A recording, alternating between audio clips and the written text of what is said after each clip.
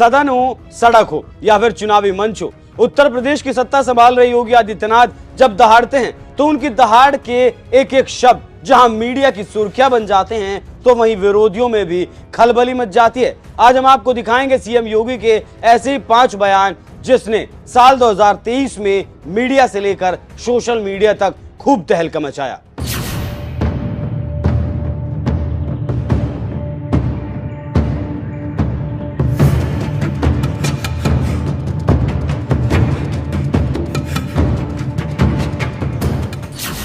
UP का bulldozer गर्मी शांत कर देता है। बुलडोजर एक ऐसा यंत्र है जिसका इस्तेमाल या तो सड़क निर्माण के लिए होता है या फिर अवैध इमारतों को गिराने में।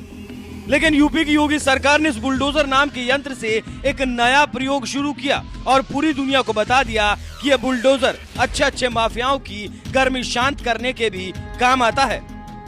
मैं भी आ रहा था सड़क मार्ग से, सड़कों पे जगह जगह गड्ढे हैं, बहुत सारी जगह तो ये भी नहीं पता लगता कि गड्ढा है या सड़क है, सड़क में गड्ढा है या गड्ढे में सड़क है, ये भी पता नहीं लग रहा था।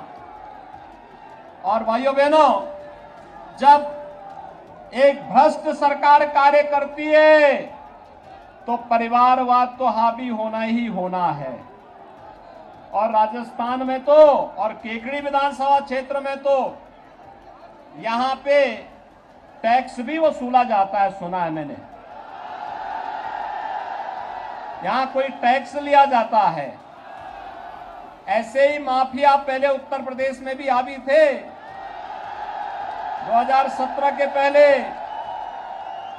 और भाइयों बहनों, उत्तर प्रदेश में माफिया के लिए ही हम बुलडोजर लेके आए थे। आज देखते होंगे ना उत्तर प्रदेश का बुलडोजर जब चलता है, अच्छे माफियाओं की गर्मी शांत कर देता है। और गर्मी ही नहीं शांत करता है, जितना जनता को लूट करके रखा हुआ है उस पैसे को सरकारी खजाने में रख करके फिर गरीबों के लिए आवास बनाने का काम हम लोग करते हैं उस पैसे का। सीएम योगी ने यह बयान राजस्थान में हुए विधानसभा चुनाव के दौरान दिया था। उन्होंने यूपी में माफियाओं के खिलाफ चल रहे बुलडोजर की कहानी राजस्थान वालों को सुनाई और राजस्थान वालों ने भी योगी की बात पर यकीन करते हुए कांग्रेस को सत्ता से खदेड़कर बीजेपी को सूबे की कमान सौंप दी। ज्ञानवापी पर योगी के बेबाक बोल। अयोध्या विवाद का हल तो कोर्ट के जरिए निकल गया, लेकिन महादेव की नगरी काशी में ज्ञानवापी की लड़ाई अभी भी बाकी है, जिसके लिए कोर्ट कचहरी तक लड़ाई लड़ी जा रही है। साल 2023 में कोर्ट के आदेश के बाद ज्ञानवापी का जो सर्वे हुआ था उसमें हिंदू धर्म के कुछ निशान भी मिले थे, जिसके बाद सीएम योगी ने एक बयान दिया था जिसने खूब सुर्खियां भी बटोरी थी, क्योंकि जिस ज्ञानवापी विवाद पर बाकी नेता बोलने से भी बचते हैं, उस ज्ञानवापी मामले में सीएम योगी ने डंके की चोट पर कह दिया था कि ज्ञानवापी को मस्जिद कहेंगे तो विवाद होगा। भगवान ने जिसको नजर दी है वो देखे त्रिशूल मस्जिद के अंदर क्या कर रहा है। हमने तो नहीं रखे हैं, पूरी दीवारें चिल्ला चिल्ला कर कह रही हैं कि काशी विश्वनाथ मंदिर इस प्रॉब्लम का कोई सोल्यूशन है। अगर हम उसको मस्जिद कहेंगे तो फिर विवाद होगा। मुझे लगता है कि भगवान ने जिसको दृष्टि दी है वो देखे ना, त्रिशूल मस्जिद के अंदर क्या कर रहा है। हमने तो नहीं रखे ना, ज्योतिर्लिंग हैं, देव प्रतिमाएं हैं, पूरी दीवारें चिल्ला चिल्ला के क्या कह रही हैं। और मुझे लगता है कि ये प्रस्ताव मुस्लिम समाज की तरफ से आना चाहिए कि साहब ऐतिहासिक गलती हुई है और उस गलती के लिए हम चाहते हैं समाधान। अयोध्या तो झांकी है, काशी मथुरा बाकी है। देश की राजनीति में ये धार्मिक नारा खूब चर्चाओं में रहा है, जिसके जरिए ये संदेश दिया जाता रहा है कि अयोध्या विवाद तो निपट गया, काशी और मथुरा की लड़ाई अभी बाकी है। और जितनी तेजी से मथुरा और ज्ञानवापी विवाद की सुनवाई चल रही है, उसे देखकर तो लग रहा है कि मथुरा काशी विवाद का फैसला भी मोदी योगी सरकार में ही हो सकता है। माफियाओं को मिट्टी में मिला देंगे। अतीक अहमद ये एक ऐसा नाम है जिसकी गिनती कभी कुख्यात माफियाओं में हुआ करती थी। एक माफिया होने के बावजूद अतीक अहमद की राजनीति में भी अच्छी खासी पकड़ थी। समाजवादी पार्टी तो उसे टिकट देकर सांसद और विधायक बनाती रही, लेकिन सत्ता में योगी सरकार आई तो अतीक की सारी माफियागिरी निकल गई और उसका ज्यादातर वक्त जेल में ही बीतने लगा। इसी दौरान फरवरी 2023 में एक नेता की हत्या हो गई। जिसके बाद विधानसभा में दहाड़ते हुए सीएम योगी ने अखिलेश की सपा को रिमांड पर लेते हुए कहा था, माफियाओं को मिट्टी में मिला देंगे।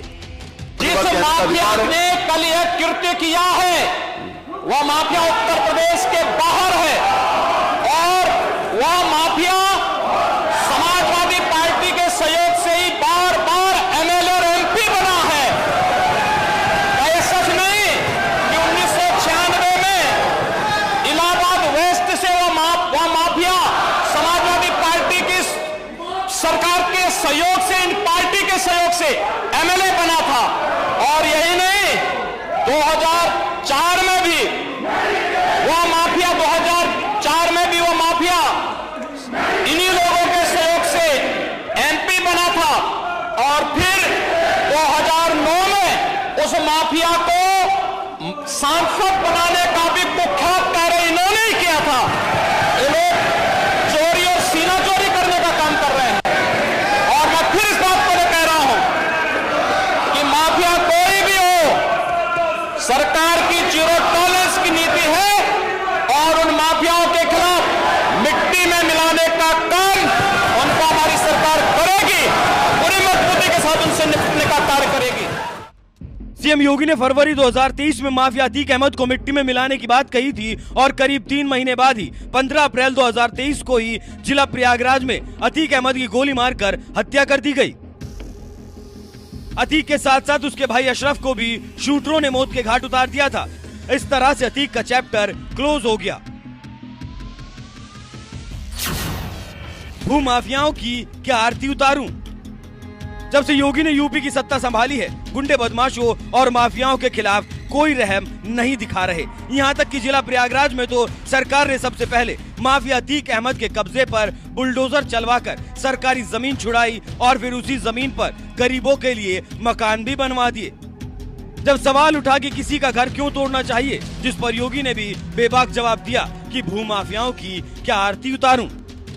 जैसे आपके प्रदेश में 19% मुसलमान पॉपुलेशन है और कई लोग कहते हैं, उस समुदाय के लोग कहते हैं कि आप वो बुलडोजर को उनके घरों को तोड़ने में इस्तेमाल करते हैं। किसी कोई निर्दोष मुस्लिम आके बता दे कि मैं निर्दोष था, मेरे साथ अन्याय हुआ है,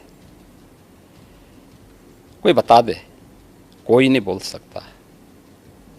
और फिर न्यायपालिका तो सबके लिए खुली है ना। पर जैसे अगर किसी ने कानून तोड़ा है, जैसे माफिया के लोग हैं, पर उनका घर तोड़ना क्यों जरूरी पड़ गया? नहीं, अगर किसी ने सरकारी संपत्ति पे कब्जा किया है तो उसके लिए क्या करूं? आरती लेके जाऊं, थाली सजाऊं उनकी, जो अब तक होता था। उत्तर प्रदेश की जनता क्या चाहती है? उत्तर प्रदेश की जनता यही चाहती थी कि उनको सुरक्षा मिले और इन गुंडा तत्वों पर, इन माफियाज पर सख्ती हो। बीजेपी को प्राप्त जनादेश इस शक्ति की ओर लगातार इशारा करती है, आम पब्लिक के सेंटिमेंट को इसके साथ जोड़ती है। 19 से 20% आबादी हो या 100% आबादी, कानून का राज सबके हित में है और वही समृद्धि का मार्ग भी आगे बढ़ाएगी, वही प्रदेश में एम्प्लॉयमेंट जनरेट करेगी, वही प्रदेश की बेटियों को सुरक्षित करेगा। और यही उत्तर प्रदेश के अंदर किया। योगी के सत्ता में आने के बाद पहली बार ये चलन शुरू हुआ कि भूमाफियाओं के अवैध कब्जे पर बुलडोजर चलवा दिया जाता है। योगी सरकार के इस बुलडोजर का ही असर है कि साल 2023 में माफियाओं के कब्जे से 2.5 अरब की संपत्ति जब्त की गई और ये सिलसिला तब तक चलता रहेगा जब तक यूपी की सत्ता में योगी आदित्यनाथ रहेंगे। विरोधियों को बताई राम मंदिर उद्घाटन की तारीख। एक वक्त था जब राम मंदिर विवाद कोर्ट में चल रहा था और बीजेपी जब कहा करती थी कसम राम की खाते हैं, राम लला हम आएंगे, मंदिर वहीं बनाएंगे, तो विरोधी नेता मजाक उड़ाया करते थे कि राम लला हम आएंगे, मंदिर वहीं बनाएंगे, लेकिन तारीख नहीं बताएंगे। ऐसे विरोधियों को अब जाकर जवाब मिला है जब अयोध्या में भव्य राम मंदिर का निर्माण भी हो रहा है और खुद सीएम योगी ने विरोधियों को डंके की चोट पर राम मंदिर के उद्घाटन की तारीख भी बता दी। सीएम योगी ने यह बयान छत्तीसगढ़ विधानसभा चुनाव के दौरान दिया था। ये वही छत्तीसगढ़ है जहां भगवान राम का ननिहाल है और इसी ननिहाल से सीएम योगी ने विरोधियों को राम मंदिर के उद्घाटन की तारीख भी बता दी थी। हम लोगों को कहते थे, पहले लोग की भाजपा के लोग कहते तो हैं कि रामलला हम आएंगे, मंदिर वहीं बनाएंगे, और फिर कहते थे तारीख नहीं बताएंगे। लेकिन हमने तो सत्ता में आए, केंद्र में मोदी जी आए, उत्तर प्रदेश में भाजपा की सरकार आई, हम लोगों ने जो कहा सो करके दिखा दिया। मंदिर भी बना रहे हैं और अब तारीख भी बता रहे हैं कि 22 जनवरी को रामलला अपने मंदिर में विराजमान हो जाएंगे। यानी 22 जनवरी को राम मंदिर का उद्घाटन होने जा रहा है, जिसके लिए मोदी योगी सरकार भव्य तैयारियां कर रही है और विरोधियों को भी उद्घाटन समारोह में शामिल होने के लिए बुलाया गया है। अब देखना यह है कि सोनिया गांधी, मल्लिकार्जुन खड़गे जैसे कांग्रेसी नेता जाते हैं या फिर नहीं। बहरहाल साल 2023 में दिए गए योगी के इन 5 बयानों में आपको सबसे दमदार बयान कौन सा लगा? अपनी राय हमें कमेंट कर जरूर बताएं।